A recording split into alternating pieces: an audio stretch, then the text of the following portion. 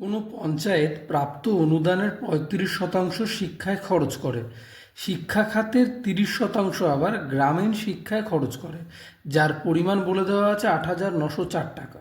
তাহলে প্রাপ্ত অনুদান কত? উত্তর, ধরি প্রাপ্ত অনুদান = X টাকা। তাহলে শিক্ষা খাতে কত খরচা করেছে পঞ্চায়েত? সেই প্রাপ্য অনুদানের ৩৫% মানে এক্সের ৩৫%। সুতরাং শিক্ষা খাতে খরচ = X × 35/100, এক্সের 35%। এত টাকা, এটাকে কাটাকুটি করব না করে রেখে দেবো, পরে একবারে কাটাকুটি করব। আর তারপর প্রশ্ন বলেছে যে এই শিক্ষা খাতে খরচের 30% গ্রামীণ শিক্ষায় খরচা করে।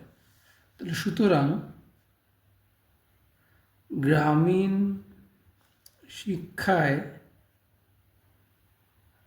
খরচ = শিক্ষা খাতের খরচ X × 35/100 এর 30%, মানে 30/100, এত টাকা। তাহলে প্রশ্নে আবার বলেছে গ্রামীণ শিক্ষায় খরচের পরিমাণটা ৮,৯০৪। তাহলে এই যে টোটাল এই টাকাটা = ৮,৯০৪। সুতরাং প্রশ্নানুসারে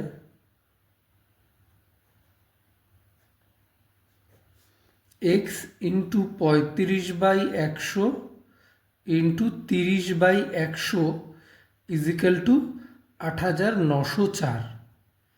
তাহলে X = ৮,৯০৪ × 100/35 × 100/30। তাহলে এখানে শূন্য, নিচের একটা শূন্য, উপর একটা শূন্য কেটে দিলাম। 5 দিয়ে কাটলে 5 × 7 = 35, 5 × 20 = 100। আবার 7 দিয়ে এখানে কাটলে 7 × 1 = 7, 7 × 14, 6 × 7 = 42, 7 × 7 = 49 হবে, আর 7 × 14। আর 3 দিয়ে আবার কাটলে হলো 3 × 4 = 12, 3 × 2 = 6, 3 × 4 = 12। তার মানে 424 × ওখানে 200 পড়ে আছে, 200।